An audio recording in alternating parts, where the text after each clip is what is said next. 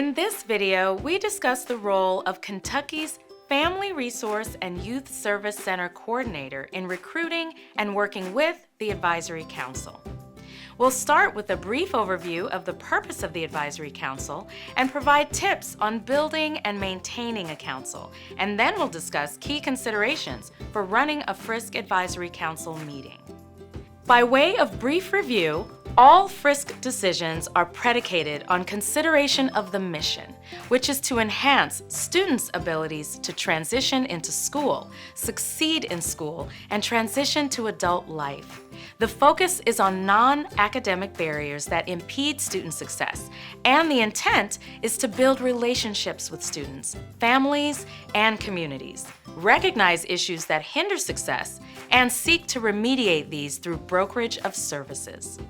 When the Kentucky General Assembly created the FRYSCs as an integral part of the Kentucky Education Reform Act, KERA, of 1990, advisory councils were seen as important in assuring community ownership and continuous improvement.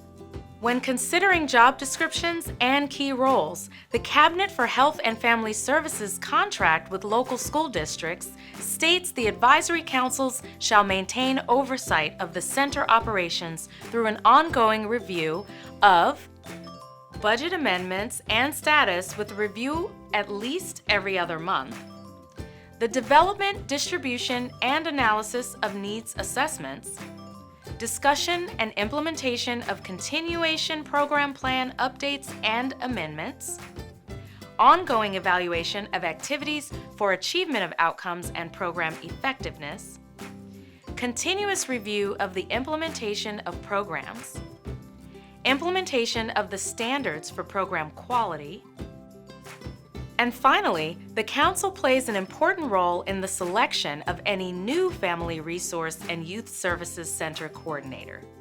Our advisory council members are very important, especially when you find the right people to be the guiding voice of your programs. And so we've been very blessed to have Cheryl Burks McCarthy to join us as advisory council member, and she's able to sit at the table, listen to the students, because since I serve in a middle school, I have students that serve on my advisory council. So she can listen to the different programs, learn, be a part of our school culture, and then bring special programs. So with her collaboration, we're able to do some unique programs, such as she comes in for a salsa making lesson, she helps with career day, they help with the reality fair. She also will help me with some small groups. We're starting a teen outreach program for our female students, and she has offered to collaborate with that program. So we wouldn't be able to have those programs if we didn't have that relationship. If she wasn't a part of our advisory council, she wouldn't know what I needed, and I wouldn't know what programs she had to offer and what would best fit our student population and different things that our students may be interested in. So I think having an advisory council is exactly what we need, because we really can't do this alone.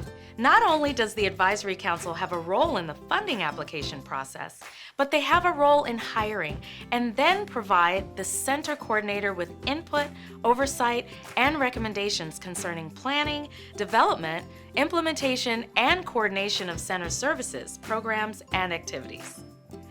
In addition, once the council is established, the coordinator will assist with the development of their bylaws.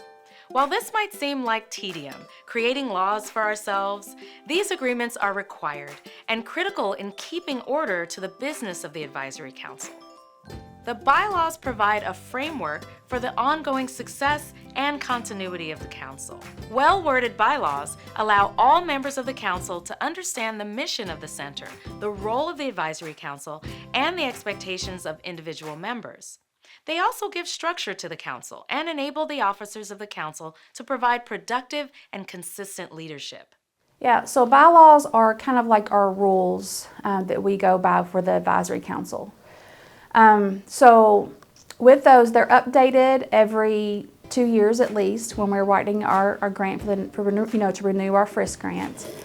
And then if we need to make changes to our bylaws in between time, we just talk that over with our advisory council, get feedback, and they have to approve those bylaws. the state kind of mandates what's on them and gives us guidelines, but your bylaws are really important because in one specific area is it tells you how much you can spend per family per year. And if you didn't have that, it could deplete your funds very quickly. And that also gives you a guideline if a family tries to use too much of the center's funds. And then the advisory council, once again, I think we have every 2 years we're supposed to be checking that. I go over it every year at the beginning of the year, just so they're aware of what our bylaws are and if we need to make any changes.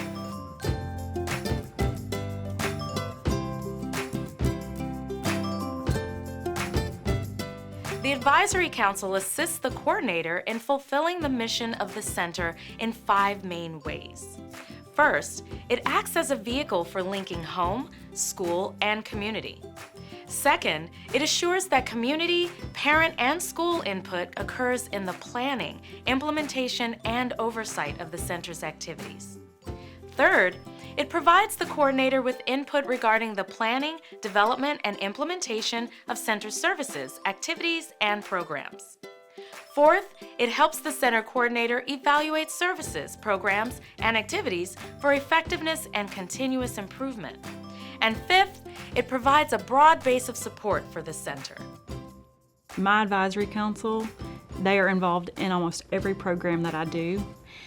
You could probably talk to about any one of them and they can say, oh yeah, we do this, we do that, because they're super involved.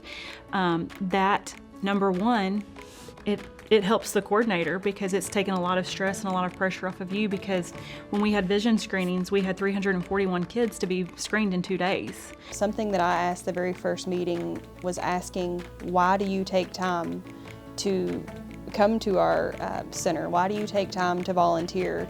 You have full-time jobs, you have families, you have so much going on. What is the why behind your time here? So that helped me understand where their passion comes in. It helped me understand kind of why they appreciate the center and why they take the time to do that. One of the key roles of the FRYSC coordinator is making sure that advisory council members are acutely aware of the FRYSC purpose and understand their role and responsibilities. Of course, a major part of this role is in keeping them engaged by acknowledging each member and expressing appreciation for their time and commitment. The FRYSC Advisory Council brings together parents, community members, school staff, and sometimes students to develop and evaluate strategies to address students' non-academic barriers to learning.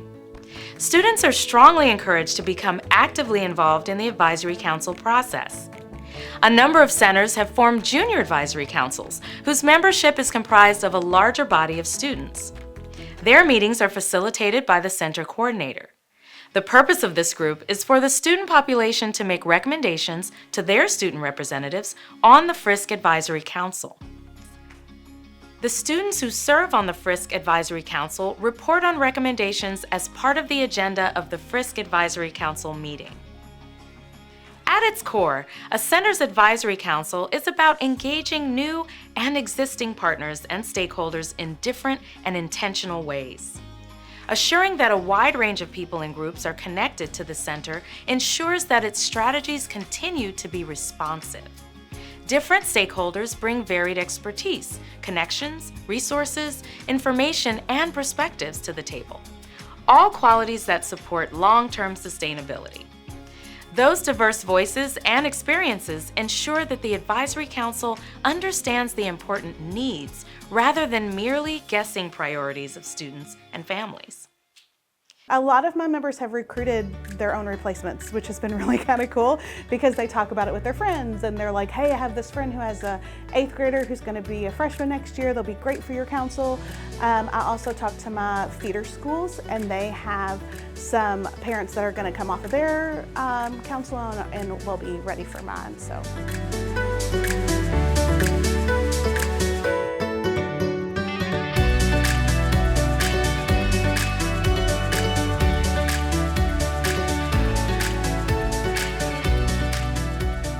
Ongoing work of the Advisory Council begins during the planning phase and continues through implementation. This work often includes monitoring progress toward agreed-upon outcomes, using data to assess progress. Advisory Council members may play a role in identifying necessary assessments and the collection of data, but they are essential in using data to drive decisions. So these standards of quality are specifically for us as Family Resource and Youth Service Center directors to have that benchmark, but then also, it's real important that we don't get stagnant, that we don't just stay where we are. If we're looking at a program that falls within, we'll say for example, family centeredness or family strengthening, community strengthening, and evaluation. Those are the 4 different standards of quality. If any of our programs fall within there, we are looking to see if there is a way to improve that standard of quality. And the ways to improve those are through, we're trying to move to that high quality, is through either a formal structure, staff training, or a family or student partnership. And that's when you're looking at family centeredness, family strengthening, and community strengthening. If we're looking at the evaluation standard of quality, that is more data analysis, sharing that evaluation results, and then program modification. At the first meeting of the year, I like to have a short discussion, because usually your first meeting of the year, you're going to probably have your highest attendance. And so most of your members will hopefully be there, and you can really kind of drive home the importance of the standards of quality. And so that's the great thing about the training that we do. It's a training slash celebration. So we invite all of our members, and we celebrate and acknowledge those members that have maybe been on the council for 5 or 10 or longer years, and they get a certificate. So they're all there, and they're all hearing about the standards and the importance of them. I present the surveys completed by the students, staff, and parents to the Advisory Council, along with our overall needs assessment. I'm very intentional because families are the experts in their own lives. They know what is best for them. Whether I agree with it or not, they are able to make those decisions that's best for them. So going to them for a needs assessment is incredibly important because we don't want to prescribe a problem that we see as an issue. When we're looking at our strategies that we're going to implement for our programs, we need to be looking at the feedback that we're getting from our needs assessments and our program plan. And so I think it's important to, when we are coming up with these needs assessments that we do with parents, students, and faculty and staff every other year, we sit down with our advisory council and we say, okay, what are we missing here? With their broad community base, the Advisory Council is crucial to the sharing of their work to the broader community of school, family, and community stakeholders. I don't work at a business. I'm not here to represent an organization or anything like that. And so a way for me is just to be out there and talk to people. If I hear people at church talking about something, I can say, by the way, did you know that you can make a donation of such and such to your Family Resource Center? Or they're having this program out at the school where they, help families in this certain way. Regardless of the quality of the council, there will inevitably be issues and needs requiring broader input or expertise. Council members are tasked with engaging other stakeholders on an ongoing basis, specifically around building relationships that support and sustain FRYSC strategies. Finally, celebrating team successes is essential to maintaining a working relationship. Councils should celebrate benchmarks as small as arriving at a shared vision, agreeing on an implementation plan, or finding new partners and resources. We talk, and I let them know that their ideas are making a difference. I let them feel valued. And I think that's one of the best ways to show them appreciation, is to know that they're just not coming in here checking off boxes. I think it's real important to show your advisory council members that their that their input is valued. So you want to make it so they feel comfortable sharing. And when they do share, it's important that, again, it's documented in your minutes, so it's reflected in those advisory council minutes. But then when you go to do that program later in the year or the following year, that you're taking that feedback into account to making those modifications. Making sure you're getting that important feedback from them on your needs assessments, and then sharing that data with them, and the evaluation results, and then making changes as needed. The other thing that I really focus on with my advisory council is creating an atmosphere that is like family-like and very personable. And basically, it's all about the relationships with the advisory council. If you can form good relationships among the advisory council, they're going to want to come. My council is great, and we have really good attendance. And I do think that stems from the fact that right now, they all feel involved. They all feel like they have a voice. So if you can get them to understand that, then I think they want to come.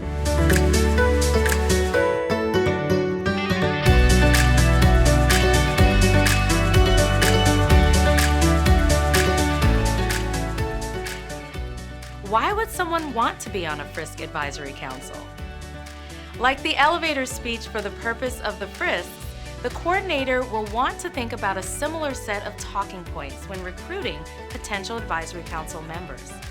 Because potential members have been carefully considered, a good pitch to these individuals will help to sell their acceptance and involvement.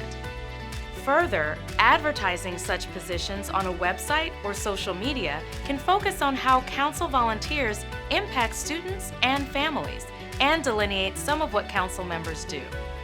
When I go to recruit people for my advisory council, it's usually because they were either referred to me, or maybe, well, that's really what it is. Usually they're referred, or I'm just seeking out because I've heard that they might potentially be a good person.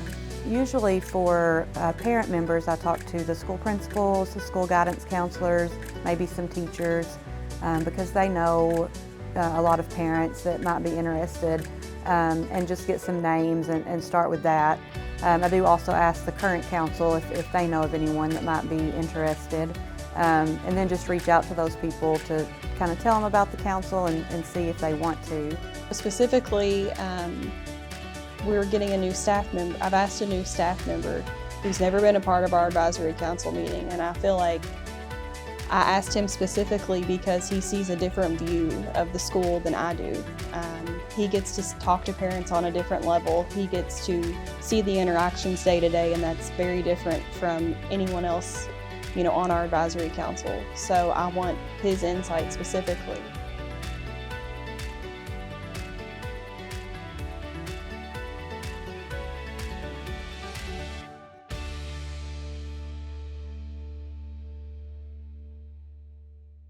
With these basic duties in mind, here are some recommendations for recruiting and maintaining an effective advisory council. The first is to truly understand the purpose of the advisory council and to develop effective ways of communicating this. Such important summaries are often considered as a sort of elevator speech. That is, you have 20 seconds to provide someone with the keys and purpose of the council. Think about what needs to be conveyed and practice this message. With a firm grasp of the council's purpose and communication of these ideas, the coordinator should consider who needs to be involved to cover the range of stakeholders and resource connections.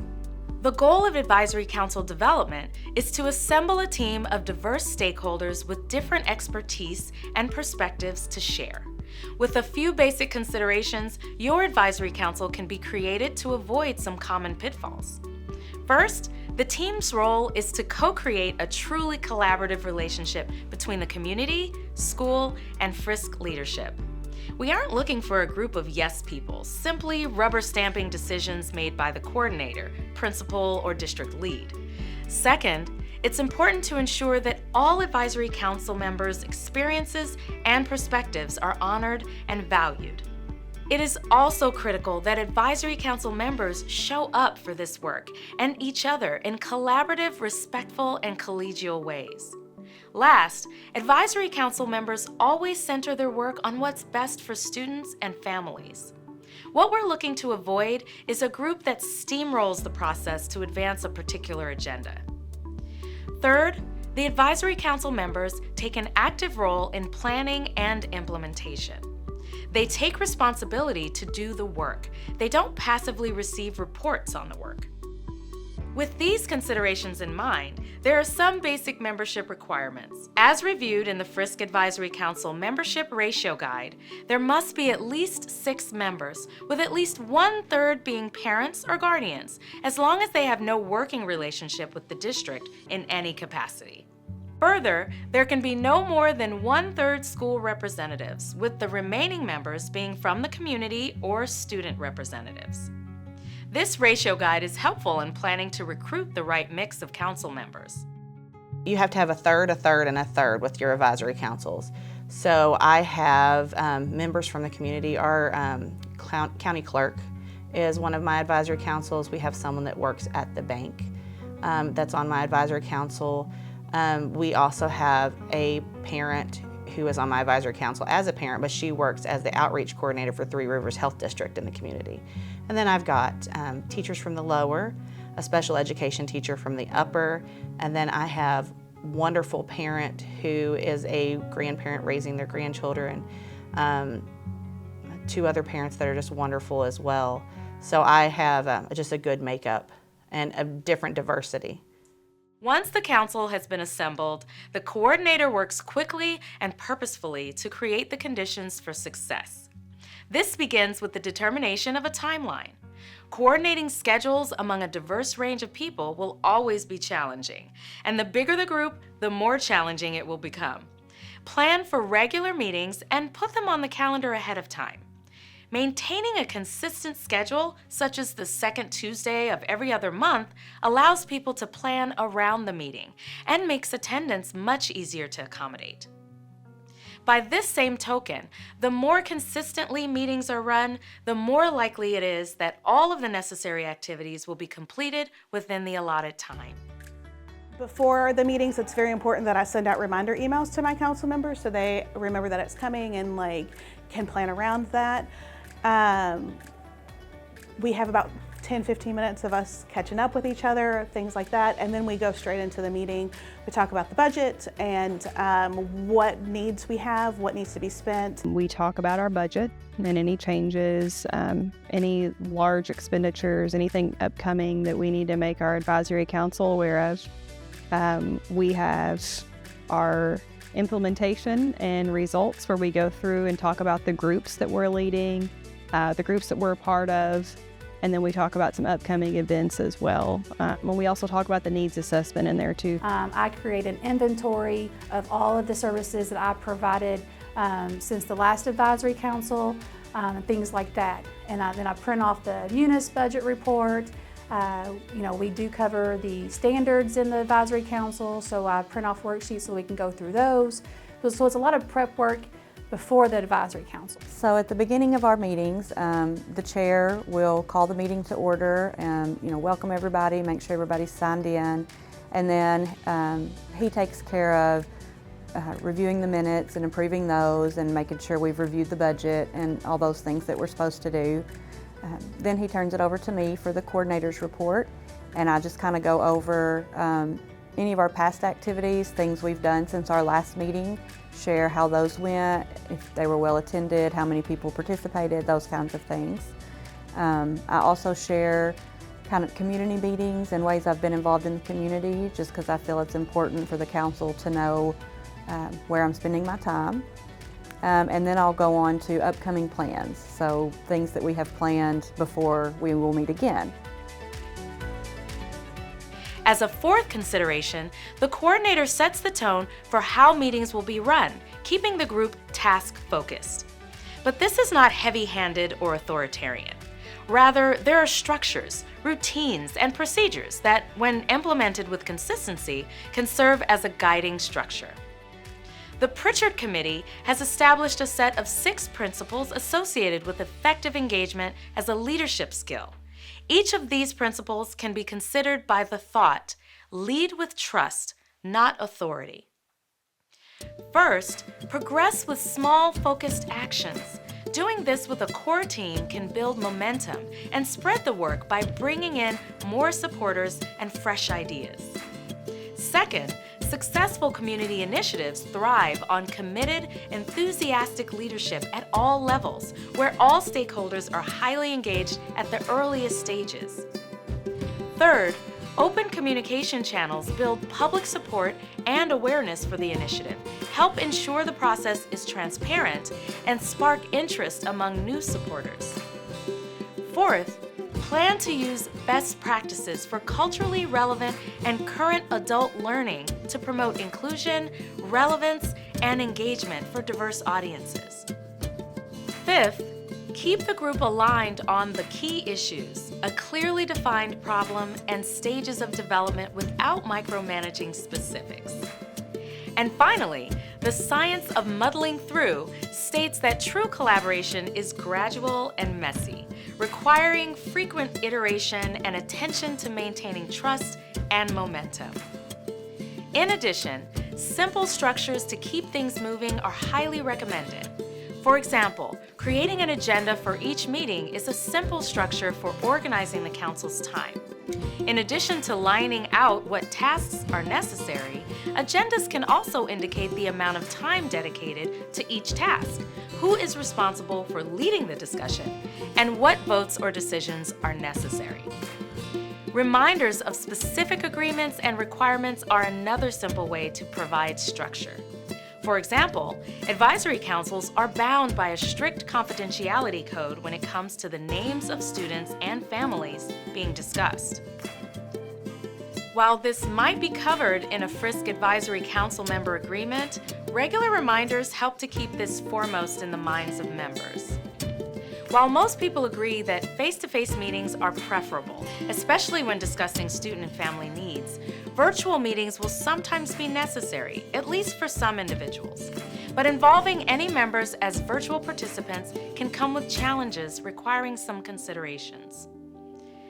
First, the coordinator should work with district IT personnel to ensure the meetings are secured, password protected, and in accordance with industry standards for security. The FRYSC Advisory Council Virtual Meeting Guidance document provides a list of strategies for coordinators to use in making sure that virtual meetings are effective. These strategies include consideration of how members will share out, record meetings, and provide accommodations as needed to keep all involved. As we've discussed, effective meetings are organized or structured to facilitate engagement and efficiency. Here are some other quick thoughts on strategies for effectively working with council members. Make sure they know their purpose and role. Have meetings that fit your members' schedules. Value and respect their time. Survey what they are good at besides serving on your council. Make sure each member has a voice and is given time to share during your meetings. Offer beneficial training. As a coordinator, remember the Advisory Council's purpose. And finally, always show them that you appreciate their work. As with most things involving people, simply treating everyone with respect, actively listening to all, and expressions of genuine appreciation for effort go a long way.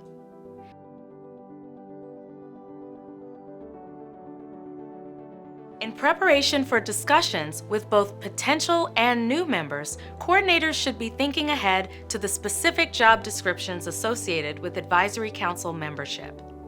Job descriptions should explain perspectives that you want brought to the group and make clear that members are expected to contribute to each meeting while they're on the council. Also, to keep members engaged, be sure that everyone has a role so that they have ownership in what they're bringing to the meeting. Allow time on the agenda for members to speak, and create policies as a group. Example, members who no longer attend or have missed several meetings. Throughout this video, the focus has been on the Advisory Council's role in fulfilling the FRYSC mission to enhance students' abilities to transition into school, succeed in school, and transition to adult life. The Council's role is to build relationships with students, families, and communities to enhance outcomes. Because this is a complex responsibility, we've discussed principles that councils can follow to help clarify roles and improve efficiency.